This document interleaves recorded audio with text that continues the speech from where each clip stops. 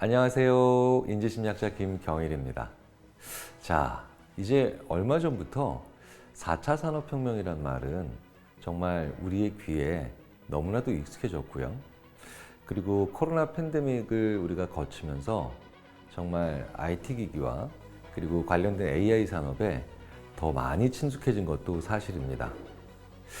그리고 이제 메타버스란 말, 심지어는 NFT와 같은 이제 불과 2, 3년 전만 해도 그게 뭐지라고 했던 단어들이 우리의 일상생활에 정말 다양하고도 가깝게 다가온 게 현실이죠.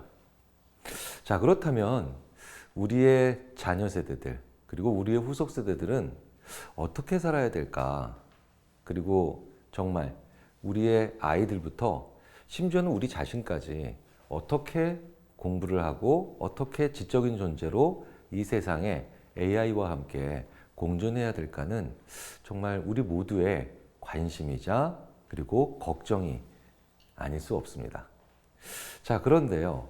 이렇게 인간은 앞으로 어떻게 살아가야 되는가와 관련해서 이제 자라나는 우리의 미래 세대들에게 우리는 한 사람의 부모로서 그리고 한 사람의 교육자로서 한 사람의 어른으로서 그리고 성인으로서 어떤 생각을 가져야 될까 정말 궁금하고요. 저 역시도 인지심리학자의 한 사람으로서 또 한 사람의 어른으로서 그 점이 너무나도 궁금합니다. 그리고 생각해보면 정말 제가 어른일까요? 저보다 더 앞선 세대도 있을 거고요.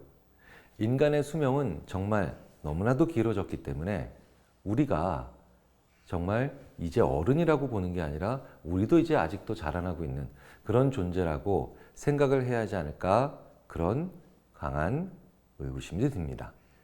자, 그렇다면 이제 우리는 어떻게 우리의 사고력 그리고 우리의 생각의 깊이 그리고 질을 높여야 될까요?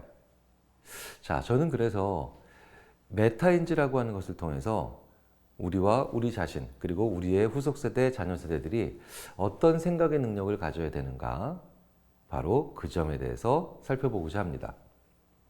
우리의 교육은 지금까지 주로 좋은 대학 혹은 좋은 학과를 가는 것에 집중되어 왔죠. 물론 여전히 좋은 대학을 가고 그리고 유명한 학과를 가는 건 여전히 많은 좋은 점들이 있을 겁니다.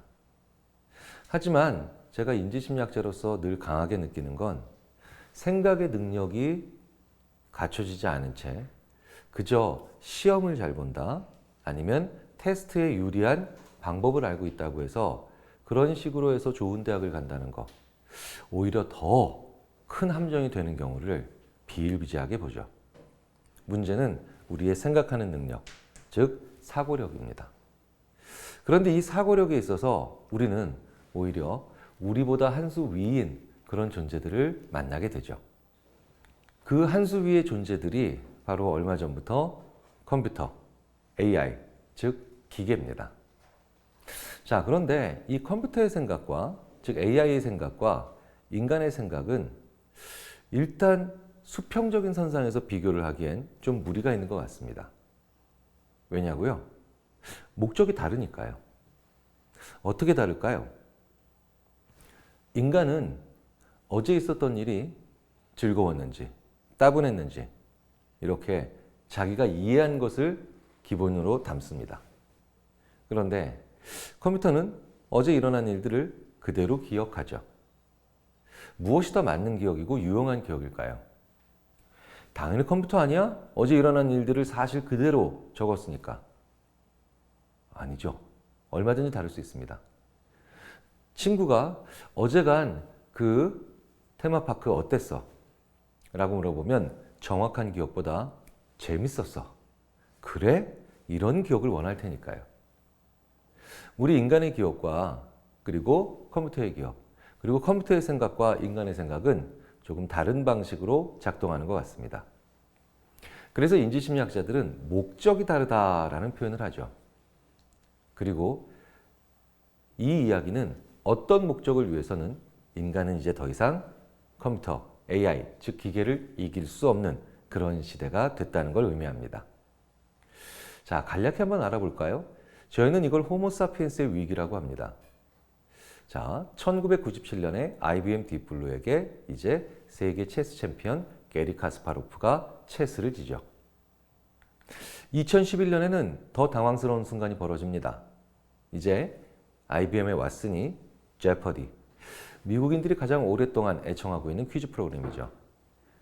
이 제퍼디에서 켄 제닝스, 브래드 루터와 같은 이 제퍼디의 퀴즈 영웅들을 이제 어린아이 손목 비틀듯이 쉽게 이깁니다. 자, 그러니 이미 우리는 꽤 오래전부터 체스와 퀴즈에서 AI를, 즉 컴퓨터를 못 이기는 그런 시대가 됐죠. 자, 2014년엔 더 놀라운 일이 벌어지죠. 러시아의 유진 구스트만이라고 하는 설계자가 설계한 챗봇, 즉 채팅하는 로봇. 이 채팅하는 머신 AI가 이제 더 이상 인간과 대화할 때 이제 인간은 상대방이 챗봇이라는 걸, 즉 기계라는 걸 눈치채지 못하는 순간이 옵니다. 1954년에 사망했던 그 전설적인 2차 세계대전에서 연합군을 승리로 이끈 영화 이미테이션 게임의 주인공 앨런 튜링의 테스트를 통과했다라고 얘기도 하죠. 자, 이제 다음 장면 안 보여드려도 대부분 아실 겁니다. 눈치채졌죠? 2016년에 이제 2000년대의 새로운 강자 구글의 알파고가 이제 인간에게 남은 마지막 보루, 두뇌 게임의 마지막 보루 바둑에서 이세돌 구단을 이깁니다. 자, 이런 일이 있을 때마다 기분 좋으셨나요? 인류의 기술이 이렇게 눈부시게 발전하고 있구나 라고 하면서 뿌듯하셨나요? 아니죠. 대부분의 분들은 심지어 관련된 분야 연구자들이나 개발자들조차도 야, 우리 이제 머신, 기계에게 안 되는 거 아닐까? 라는 생각으로 이제 당혹감을 감추지 못합니다. 자, 그런데요. 이건 논리 연산 게임이니까 예술은 우리가 좀 아직도 낫지 않을까? 라는 생각들을 합니다. 그런데 2016년에 구글 알파고 이후 그런 생각들을 사람들이 하는 걸 어떻게 또 눈치챘는지 바로 다음에 우리의 자존심은 다시 한번 무너지죠. 지금 보시는 그림은 렘브란트입니다. 렘브란트, 정말 사실적인 그림들이죠. 이 렘브란트의 그림들은요, 지금 봐도 마치 사진 같은, 심지어 어떤 학자들은 그때 당시의 의복, 심지어 그때 당시 사람들의 피부의 질환이 어떤 것이었는지 이런 것까지도 추정 연구할 수 있게 만들어주는 엄청난 사료적 가치까지 있다고 하죠. 자, 그런데 2017년에 어떤 일이 벌어지냐면요. 2017년에 이 마이크로소프트의 드로잉 머신 넥스트 렘브란트가 렘브란트 그림 372장을 학습하고 난 다음에 이제 오른편의 그림을 그립니다. 렘브란트 전문가들한테 보여줬더니 이 렘브란트 전문가들이 좌절을 하더라는 거죠. 왜? 렘브란트가 살아 돌아왔거든요. 심지어 어떤 전문가는요, 렘브란트가 살아 돌아온 것보다도 더 렘브란트 같다. 왜? 20대, 30대, 40대의 렘브란트가 다 살아 돌아왔거든요. 이제 예술도 정말 AI가 더 잘하는 시기가 온 것 같습니다. 2017년이면요. 에이, 불과 몇 년 전이잖아. 아니요. 이 불과 몇 년이 AI 기술 개발에서는 과거 그냥 우리가 도구를 쓰던 시대의 1000년보다도 더 빠른 속도로 기술이 개발될 수 있는 그런 시기죠. 매년 수십, 수백, 수천, 수만 배씩 좋아지니까요. 자, 그러면 이제 퀴즈도, 체스도, 바둑도, 심지어 이런 그림 그리기도 AI가 더 잘하니 우리는 뭐하고 살아야 될까? 불안하시다고요?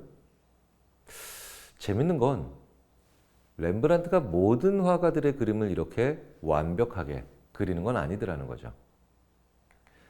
자, 지금 이 보시는 그림이 누구의 그림일까요? 피카소입니다. 좀 놀라셨나요? 하지만 피카소입니다. 실제로 피카소는 우리가 알고 있는 피카소와는 좀 다소 거리가 있는, 아니 상당히 거리가 있는 그림들을 화가로서의 자기 커리어에 상당 기간 동안 그렸죠. 그래서 미술을 전공하는 학생들도 이런 그림들을 보면서 곧잘 이런 이야기를 합니다. 네, 맞아요. 저도요, 미술사 시간에 이게 피카소의 그림들이라고 해서 상당히 놀랐던 기억이 납니다. 하지만 사실이죠. 피카소는 이런 그림들을 화가로서의 자기 인생의 상당 기간 동안 그렸는데요. 그런데 놀라운 건 어느 날 갑자기 이런 그림들을 끝으로 갑자기 우리가 알고 있는 이 오른편의 피카소 그림들을 그리게 됐더라는 거죠. 그 이전까지의 그림을 AI가 학습한다면 과연 우리가 알고 있는 저 오른편의 피카소 그림을 그릴 수 있을까요? 당연히 아니겠죠. 오히려 학습량이 많아질수록 피카소는 못 그릴 겁니다. 자, 더 재밌는 건 이렇게 우리는 이것도 피카소네. 아, 이 그림도 피카소 이해합니다. 아, 이것도 피카소 같아. 심지어 맞추기도 하죠. 그런데 AI는 이런 그림들을, 이런 피카소의 그림들, 우리의 인간의 눈으로 보면 당연히 피카소의 그림들이라고 생각할 수 있는 이런 그림들을 학습하면 오히려 엉뚱한, 무의미한 혹은 그냥 물감을 흩뿌려 놓은 것 같은 그런 패턴들을 그리기도 하더라는 겁니다. 왜 그럴까요? 렘브란트의 그림은 평균점이라는 게 있습니다. 그런데 피카소의 그림은 평균점이 있는 게 아니라 독특함이 있는 거죠.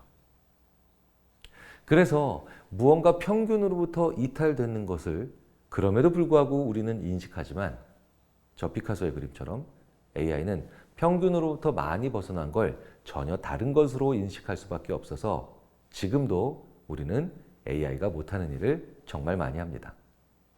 그래서 지금도 로봇의 자동 가입을 방지하기 위해서 우리는 7, 4, 6, KP, 3 이런 글자나 숫자들 혹은 알파벳을 찌그러뜨려 놓고 그걸 적어보라고 하죠.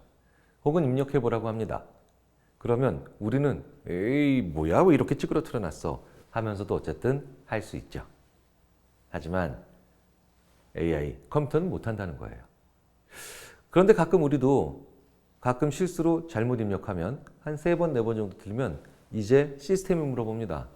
당신 혹시 컴퓨터 아니에요? AI 아니에요? 이렇게 물어본다는 거죠. 자, 그래서 분명히 인간의 두뇌와 컴퓨터의 두뇌, 그리고 인간의 생각과 컴퓨터의 생각은 다르다는 겁니다. 자, 지금이 4차 산업혁명을 논하는 시간은 아니지만 이 점은 분명히 우리 아이들의 미래와 관련이 있습니다. 공부와도 관련이 있고요. 그리고 모든 교육과도 연관이 있죠. 왜 인간은 이렇게 무언가 다르다는 것 혹은 이상하다라는 것 그러면서도 불구하고 이건 같은 사람 거야 라는 이 모든 판단들을 내릴까요? 인간에겐 내 안에 또 다른 내가 있기 때문입니다. 굳이 왜 이런 또 다른 나를 하나 놨을까요? 내가 나를 보기 위해서. 즉, 내가 무엇을 아는지, 모르는지를 정확하게, 아니요, 신속하게 판단하기 위해서 이런 시스템을 놓은 겁니다. 인간은 기본적으로 정확한 판단을 하려고 하는 존재라기보단 신속한 판단을 하기 위한 존재이기 때문이죠. 자, 대한민국의 수도 이름 아시나요? 네, 1초 만에 대답할 수 있습니다. 과테말라에서 11번째로 큰 도시 이름 아시나요? 몰라요 라고 대답할 수 있습니다. 자, 그런데 컴퓨터는 두 번째 형태의 대답이 느리다는 거예요. 왜일까요? 내 시스템 안에 그런 정보가 없습니다. 내 하드디스크 안에 그런 파일이 없습니다. 이렇게 모른다는 출력을 하기 위해선 컴퓨터, 즉 AI는 찾아야 되거든요. 자기의 내부를. 그런데 우리 인간은 찾지를 않습니다. 다시 한번 생각해 보세요. 과테말라에서 11번째로 큰 도시 이름 아세요? 모르겠어요. 왜 이런 대답을 뇌를 찾지도 않고 그냥 하셨을까요? 바로 과테말라가 안 친하기 때문입니다. 대한민국의 수도 이름 아세요? 그럼요. 왜 이렇게 쉽게 대답할까요? 대한민국이 친하기 때문이죠. 다시 한번 말씀드리지만 우리 인간은 정확한 판단을 원하는 게 아닙니다. 신속한 판단을 더 중요하게 생각하죠. 왜일까요? 인간이 유한한 시간을 살고 있기 때문입니다. 자, 그렇기 때문에 신속한 판단을 하기 위해선 뇌를 찾는 게 결코 좋은 방법이 아니겠죠. 친숙함을 보는 게 더 좋은 판단일 가능성이 큽니다. 대한민국은 친하다, 과테말라는 안 친하다. 그래서 우리 인간은 친해지면 알고 있다, 심지어 할 수 있다라고 착각합니다. 그렇다면 안 친하다면요? 모른다, 못한다라고 판단하죠. 그래서 제가 예전에 어떤 강연 프로그램에서 단 5초만 친숙하게 만들면 사람들이 얼마나 자기 생각을 바보처럼 만드는지를 보여드린 적도 있죠. 그때 제가 이렇게 했거든요. 컨닝이라고 5번 해보세요. 컨닝, 컨닝, 컨닝, 컨닝, 컨닝. 3번만 더 해보세요. 컨닝, 컨닝, 컨닝. 미국의 초대 대통령은 링컨, 워싱턴이죠.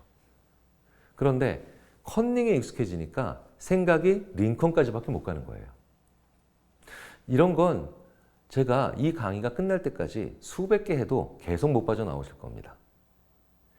자, 그런데 이렇게 친숙함에 의해서 알고 있다, 모르고 있다를 판단하는 우리 인간이기 때문에 착각이 언제 일어나나요?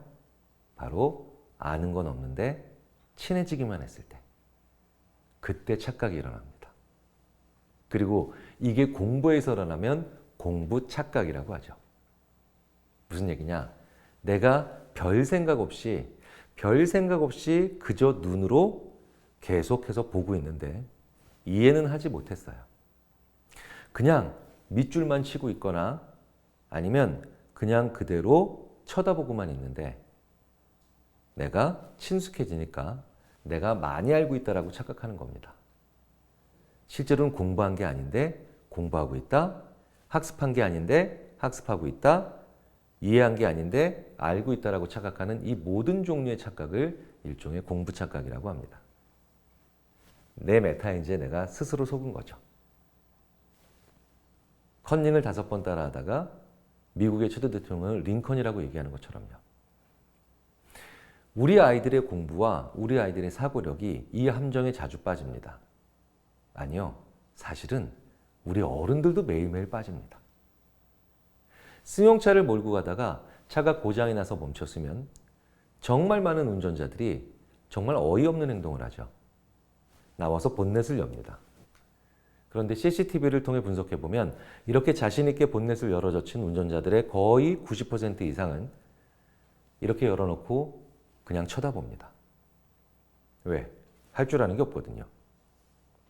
그런데 왜 열었을까요? 내가 이 차를 오래 봤기 때문이에요. 그래서 친하니까 친숙하니 알고 있다고 착각한 거죠. 그리고 고칠 수 있다라고 심지어 착각한 겁니다.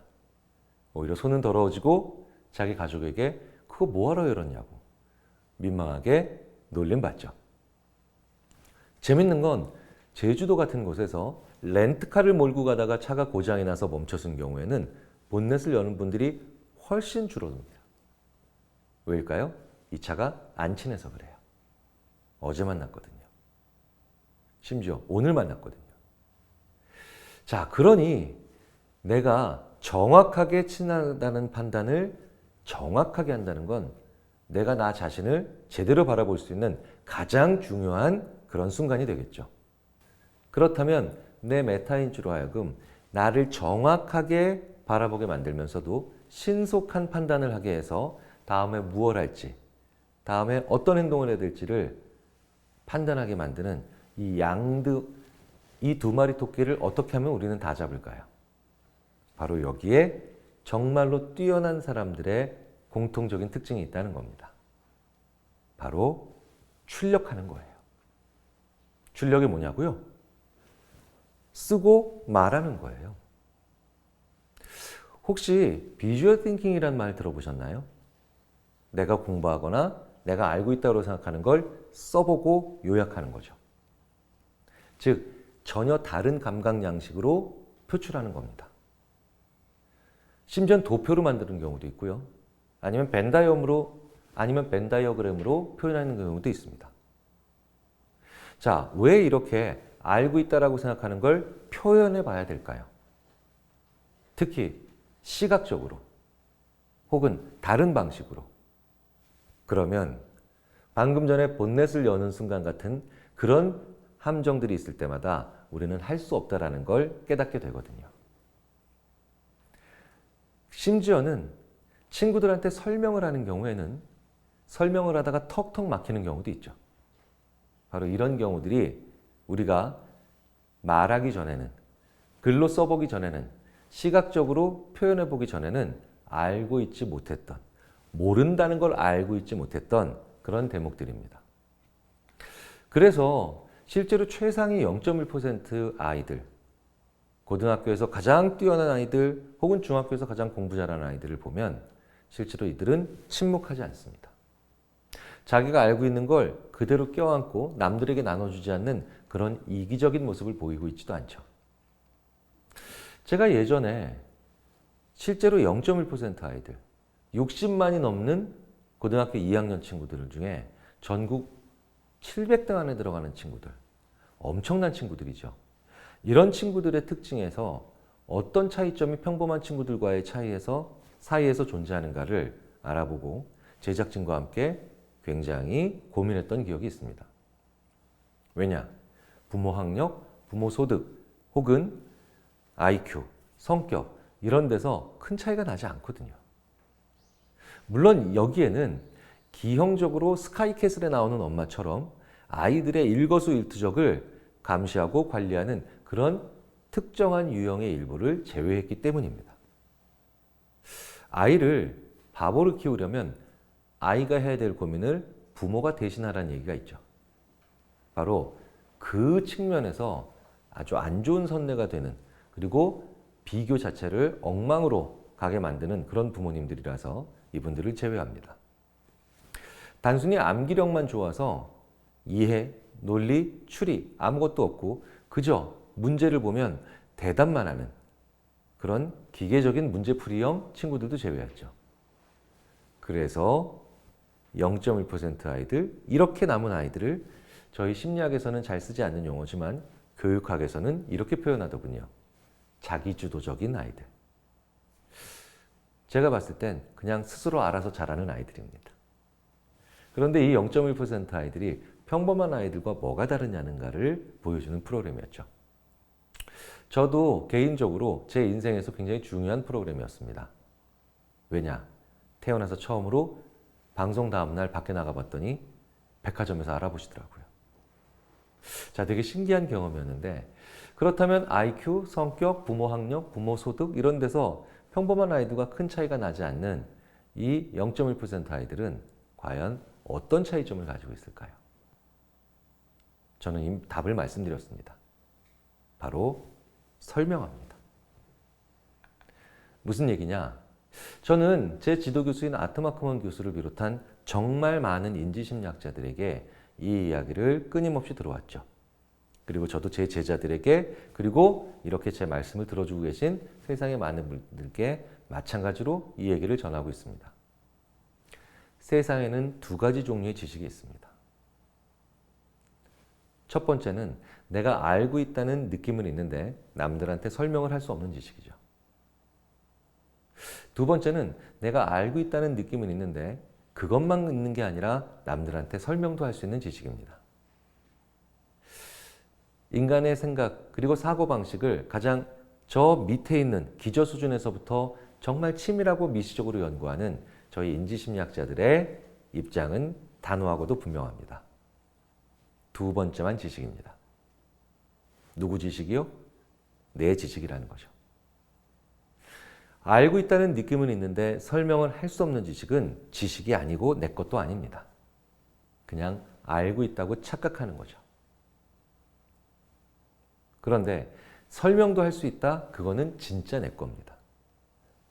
네, 그렇죠. 이 0.1% 아이들은 학교에서 혹은 학원에서 그 금쪽 같은 시간, 공부하기도 아까운 그 금쪽 같은 시간을 친구들에게 나눠주고 있더라는 거죠. 노는데 나눠주는 게 아니라 설명해주고 있다는 거예요. 설명을 하다 보면 어딘가 막히게 되죠. 그리고 막힌다라는 건 내가 충분히 알고 있지 못하다는 뜻이 됩니다. 그런데도 왜 설명을 하려고 했을까요? 잠시 메타인지에 속은 거죠. 눈이 혹은 귀가 친숙하니까 내가 충분히 알고 있다라고 착각한 거예요. 그런데요, 이 아이들은 다 한 게 아니었죠. 그래서 친구들에게 설명해 주다가 문득 막히면서, 그리고 문득 아차 싶은 순간이 오면서 내가 모르는 지점들을 확인해 나갑니다. 이게 0.1% 아이들의 거의 유일한 특징입니다. 그 과정에서 내가 나에 대한 판단이 좋아진다는 겁니다. 그런데 설마니 여기서 그렇다면 메타인지는 그러니까 내가 나를 제대로 한다는 거니까 주제 파악을 한다는 거 아니야? 라고 조금 비꼬아서 생각하시는 분들이 있을 수도 있죠. 자, 그런데요.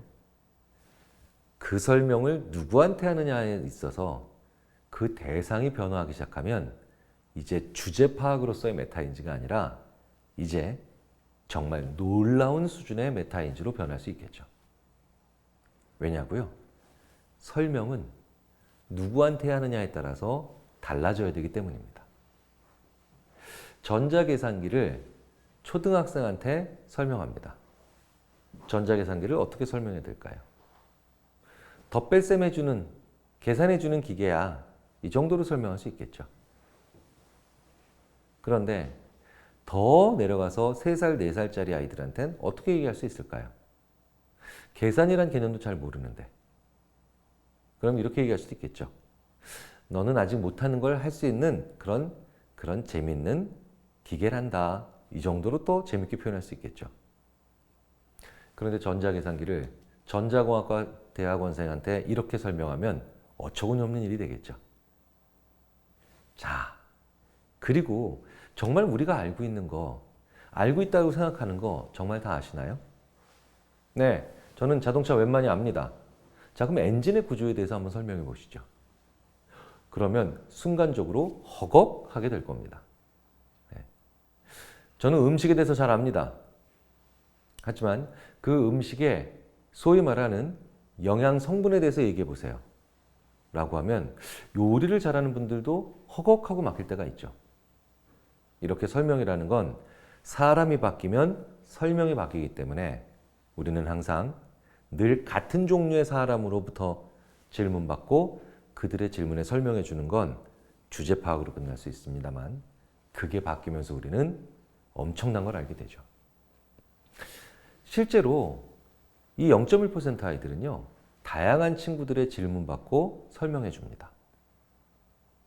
전교 2등, 3등, 4등 하는 친구들의 질문에도 기꺼이 설명하지만요, 전교 꼴찌 하는 친구가 와서 물어봐도 기꺼이 설명합니다. 그런데요, 참으로 재밌죠. 전교 2등이나 3등, 4등 하는 이 친구들은 전교 1등을 당연히 하는 이 0.1%의 입장에선 자기 말을 귀신같이 알아듣는 친구들이에요. 이래서 Y잖아 라고 하면 그래서 그 다음에 X제곱이었군. 얘기 안 한 것도 턱하고 나오는 친구들이죠. 그러니까 내 설명이 막히지가 않습니다. 그런데 전교 꼴찌 하는 친구들은 어떤 친구들일까요? 정말 엉뚱한 걸 물어보죠. 저희는 그때 방송 제작 과정 중에 X 옆에 있는 2는 제곱이라 그러는데 그건 왜 작은 거야? 이런 엉뚱한 질문하는 친구도 본 적이 있습니다. 그러면 이제 수학의 역사를 들여다봐야 되겠죠. 아니, 상징체계의 히스토리까지 들여다봐야 되겠죠. X제곱이 뭔지 다 알아. 그건 어떻게 결정되는 거냐는 거예요. 그건 바로 상대방이 누구냐에 따라서 달려있다는 겁니다. 그래서 우리는 입 닫고 그리고 눈으로만 하는 공부를 공부 착각이라고 한다는 거예요. 이러한 착각적 요소들을 버려내려면 우리는 결국 출력해야 됩니다. 출력해야만 우리는 메타인지가 내가 다 아는 게 아니구나. 그런데 이런 측면이 또 있었네. 이런 수식은 사용은 하지만 이거 왜 만들어졌는지 기원과 본질은 오늘 알게 됐어. 정말 다양한 일들과 다양한 그런 변수들을 만나죠.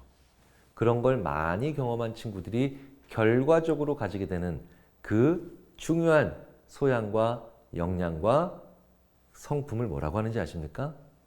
바로 호기심. 그게 있는 사람이 되는 겁니다. 호기심 많은 성격은 어떤 성격일까요? 질문 자체가 틀리신 겁니다. 호기심은요, 외향적이다, 내향적이다, 개방적이다, 보수적이다, 예민하다, 예민하지 않다.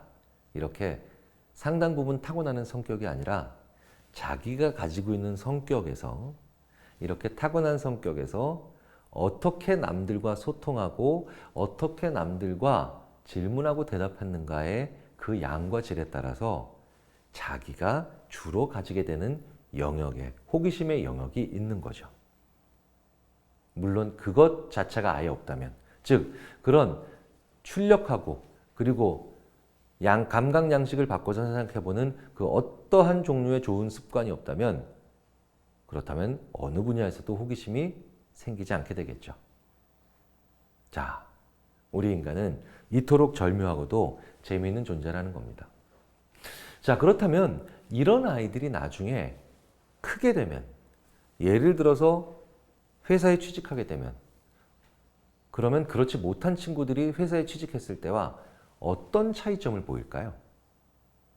이렇게 기꺼이 다양한 이야기들을, 출력을, 그리고 설명을, 그리고 비주얼 띵킹을 해보는 이런 친구들은 회사에 들어가서요, 열심히 일하고 난 다음에 임원이 되잖아요.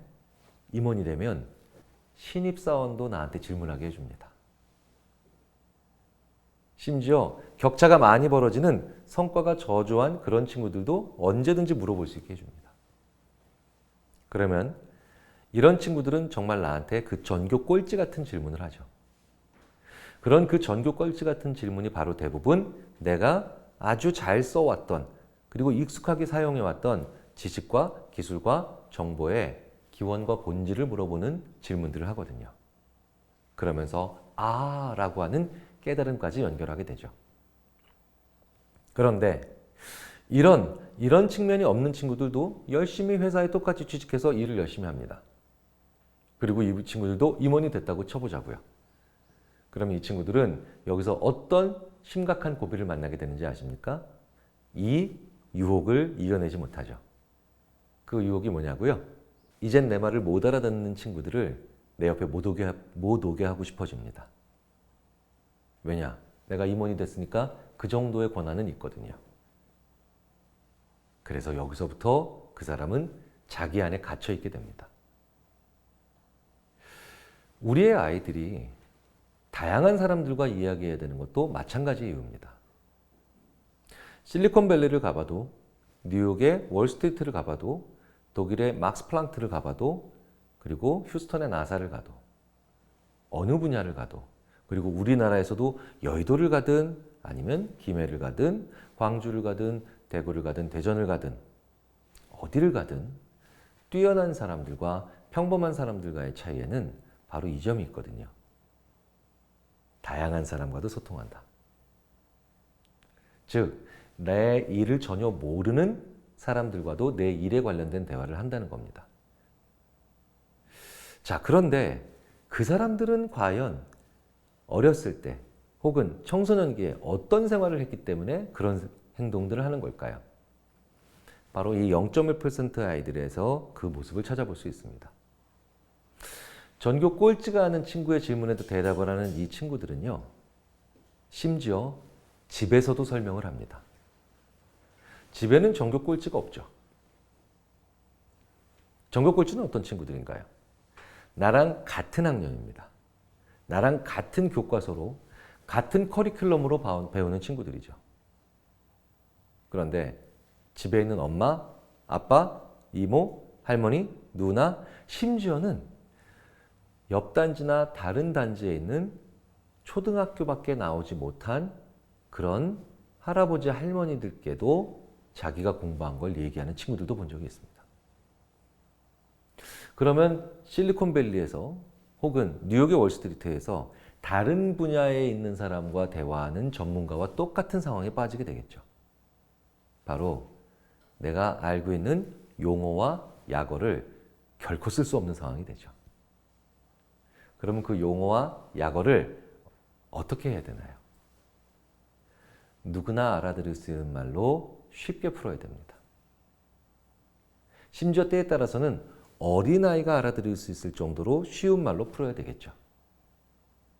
인간은 그걸 할 때 이제 지혜의 단계까지 들어가게 됩니다. 자기가 지금까지 쌓아왔던 정보, 지식, 기술 이런 것들을 완전히 지혜로 리포맷하는, 형태를 바꿔버리는 그런 아주 경이로운 순간을 경험하게 된다는 거예요. 왜일까요? 사고가 추상적으로 포괄적으로 올라갔기 때문입니다.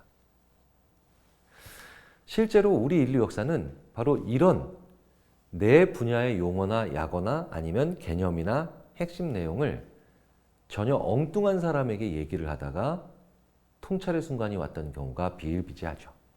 하나만 예를 들어볼까요? 1976년에 코닥이라고 하는 회사가 있었습니다. 이 회사는 필름을 만들던 회사죠. 아마 어느 정도 연령 있는 분들은 다 기억하실 겁니다. 그런데 이 코닥이라고 하는 회사의 팔로알토 R&D 센터에 있는 이 스티븐 사손이라고 하는 사람은 어느 날 갑자기 필름을 어린아이도 알아들을 수 있는 말로 한번 바꿔서 표현해 봅니다. 그 표현은 바로 세상의 이미지를 담는 그릇입니다. 세상의 이미지를 담는 그릇. 원래 필름의 전문가적인 사전적 정의는 빛에 노출되면 이미지를 형상하기 위해서 화학 반응하는 물질이죠.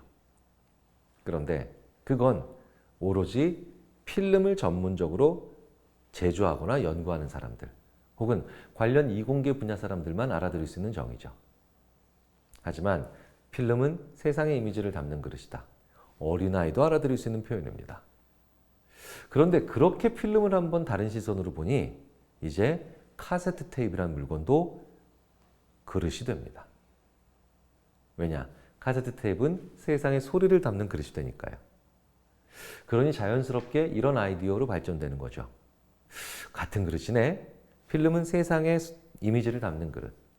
카세트 테이프는 세상의 소리를 담는 그릇. 그렇다면 같은 그릇인데 왜 카메라 렌즈로부터 나온 이미지가 필름이라는 그릇으로만 가야 돼? 또 다른 그릇 카세트 테이프로 보내도 되지 않을까? 아이디어가 나오는 거죠. 실제로 이 둘을 연결해 봅니다. 그리고 우리가 쓰는 디지털 카메라가 탄생을 하게 되죠. 우리 인류 역사에 있어서 정말 수많은 명장면들이 바로 엉뚱한 사람에게 얘기를 하다가 내가 한 공부를 전혀 의외의 사람에게 설명하다가 나오는 겁니다. 그래서 저는 동료 심리학자들에게 심리학 이론을 설명할 땐 물론 제 이론에 치밀함이 더해집니다. 하지만 저의 이론이나 저의 심리학적인 아이디어를 중학생 혹은 심지어 화학자 혹은 물리학자에게 설명하는 과정에서 저는 그 어떤 순간에도 경험해보지 못했던 기발한 창조성을 가지게 되죠. 즉, 나와 비슷한 사람들에게 입을 열고 설명하면서 우리는 우리의 공부와 생각에서 정교함을 더해줍니다. 치밀함을 만들어내죠. 그런데 나와 많이 다른 사람, 다르면 다를수록 그 사람에게 내가 한 공부나 내가 가진 지식을 설명하면서 우리는 융합을 만들어내죠. 이 둘이 다 필요한 게 우리 아이들의 사고력입니다. 오로지 다양한 사람들만 만난다. 그러면 무엇을 해야 될지 모르겠죠. 오히려 비슷한 사람들만 계속해서 만난다. 라고 하면 내 지식의 좁은 틀 안에 갇히겠죠. 이 둘을 모두 다 깨낸 사람들은 그래서 우리 인류 역사에서 한 사람 한 사람이 다 위대해진 그런 결과로 이어집니다. 지금 보시는 저 두 분은 20세기 가장 위대한 물리학자들 중에 두 사람입니다. 제 주위의 많은 물리학자들은 20세기에 두 명의 물리학자를 꼽는다면 나는 우열을 가리지 않고 저 두 사람을 선정하겠다. 이런 분들이 정말 많으시더라고요. 바로 우리가 너무나도 잘 아는 알버트 아인슈타인과 그리고 우리가 참 낯설어하는 리차드 파인만입니다. 알버트 아인슈타인은 정말 특히나 또 한국 사람들에겐 친숙한 그런 물리학자죠. 왜 우리는 이렇게 아인슈타인만 기억하고 파인만은 잘 기억하지 못할까요? 어떤 분은 농담으로 이러시더라고요. 아인슈타인 헤어스타일이 독특해서. 설마 그것 때문일까요? 천재는 타고나는 거고 뛰어난 사람은 결정된다라고 하는 우리의 잘못된 믿음 때문이 아닌가 싶습니다. IQ는 상당 부분 타고나거든요. 그런데 아인슈타인은 180이 넘는 IQ를 실제로 가지고 있었습니다. 그러니까 우리가 이런 생각을 한 게 아닌가 싶어요. 그러니 저렇게 뛰어난 아인슈타인은 노벨 물리학상을 받는 건 당연하고, 그리고 이 세상에서 가장 위대한 물리학자가 된 건 당연해. 상당 부분 위로가 되기도 합니다. 왜? IQ가 110대인 나한테 180대인 아인슈타인은 이미 태어날 때부터 인간계가 아니라 신계고요. 얼마든지 저는 변명할 거리가 있습니다. 예를 들자면, 엄마, 왜 나를 IQ 110으로 낳으셨어요? 할 수 있는 얘기죠. 그런데 이 리차드 파인만은요, IQ가 불과 120대라고 알려져 있습니다. 실제로 상당수의 노벨 물리학상 수상자들 혹은 다른 노벨상 과학 분야 수상자들도 120, 130대가 훨씬 더 많습니다. 그래? 나랑 얼마 차이도 안 나네? 라고 저는 웃으면서 씩 흐뭇해했지만, 그 다음에 불현듯 근데 나는 왜 이러고 사는 거야? 라고 하는 자괴감이 들죠. 자, IQ가 중요한 게 아니었다는 겁니다. 저 두 사람은 끊임없이 대학교 1학년, 심지어 고등학생들한테도 강의를 했죠. 바로 한 번도 안 받아본 질문, 그리고 한 번도 안 해본 스타일의 출력, 설명과 쓰기를 해보기 위해서였던 거였어요. 심지어 동네 마트 캐셔 같은 분들 혹은 소방대원 같은 분들, 전혀 다른 일을 하는 사람에게도 저 두 사람은 끊임없이 생활 속에서 물리학을 가르칩니다. 내가 일반적으로 잘 쓰는 용어나 약어를 결코 편하게 쓸 수 없는 상황으로 직접 나를 보낸 거죠. 그래서 저 두 사람은 악취미도 있었다고 합니다. 어떤 악취미냐고요? 요즘 최근에 어떤 물리학자가 굉장히 유명해지고 뜨고 있다. 이러면 정중히 편지를 쓰죠. 닥터 브라운, 당신이 우리 대학에 와서 혹은 우리 연구소에 와서 강연을 해준다면 정말 큰 영광이겠소. 그리고 후학들에게도 정말 좋은 기회가 되겠소. 꼭 와주시오. 라고 이렇게 간절하게 정중하게 부탁을 하고 난 다음에 그 물리학 박사가 혹은 그 새롭게 떠오르는 물리학 교수가 자기 연구소나 학교에 오면 그 앞을 전부 다 학부 1학년, 대학교 1학년 학생들로 맨 앞줄을 청중을 메웠다고 하죠. 그리고 그 대학교 1학년이 그 초빙돼서 강연을 하는 물리학자의 내용을 알아듣나 못 듣나를 지켜봤다고 합니다. 그리고 대학교 1학년이 못 알아듣습니다. 그러면 저 두 사람은 그렇게 얘기했다고 하죠. 아직 멀었어. 다 아는 거 아니야. 자, 이렇게 우리의 생각에 가장 중요한 가르침을 주는 저 두 사람뿐만 아니라 이 메타인지는 우리로 하여금 어떤 교훈을 가지게 할까요? 4차 산업혁명이라고 하죠. 이제 우리의 아이들은, 우리의 미래 세대는, 우리의 자녀 세대는 AI가 하는 걸 쫓아가다간 이제 망하기 십상이죠. AI가 못하는 일을 해야 됩니다. 좋은 대학을 가는 것도, 좋은 점수가 나오는 것도 이렇게 AI와는 차별화된 그런 인간만의 중요한 그런 사고 능력을 가진 그 결과이자 부산물로서 좋은 점수, 좋은 대학을 가는 게 돼야 되겠죠. 원인과 결과가 바뀌면 안 된다는 겁니다.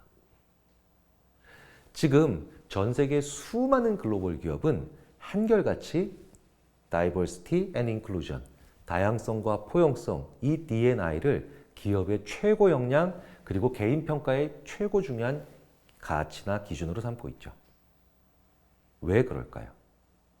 이미 제가 지금까지 말씀드린 우리 미래 세대를 위한, 우리 아이들을 위한 사고력에 이미 그 답이 있죠. 창조하고 혁신하고 유추하며 그리고 자기가 알고 있는 것을 통해서 전혀 새로운 것을 만들어내는 이 모든 역량들이 바로 여기에 숨어 있기 때문입니다. 우리 아이들의 공부가 바로 그 다양성과 포용성을 구현하는 그런 생생한 현장이 되기를 바라는 그런 소망으로 오늘 말씀을 드렸습니다.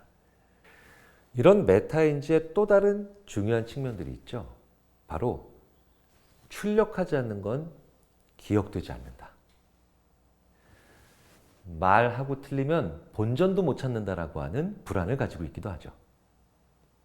그 생각을 깨주셔야 됩니다. 가장 안 좋은 건 아무 말도 하지 않고 틀린 겁니다. 그리고 그럴 때는 단호하게 말씀하셔야 됩니다. 뭐라도 얘기해. 그리고 용감하게 답을 한 건 틀렸어도 아이가 수치심이나 아니면 부끄러울 정도로 몰아붙이시면 안 됩니다. 그 용감함에 점수를 주셔야 돼요. 그 용감함은 정답이라고 하는 점수를 주실 수는 없죠. 그러니 그 점수는 바로 칭찬이라고 하는, 격려라고 하는 점수입니다. 대답하지 않는 아이들은 격려하지 마십시오. 무어라도 대답하고 심지어 용감하게 대답하는 아이들은 유쾌하게 칭찬하십시오. 그 과정에서 아이들은 하이퍼 커렉션 이펙트, 하이퍼, 위, 커렉션, 수정, 정말 위 수준으로 하이 레벨로 자기 자신을 수정해 나가는 그런 효과를 스스로 만들어냅니다. 메타인지는 이렇게 알면 알수록 우리 인지를 보는 인지, 우리 생각을 보는 생각, 이 메타인지적 측면은 이렇게도 우리에게 컴퓨터와는 다른 정말 다양한 얘기거리들을 만들어주고 있습니다.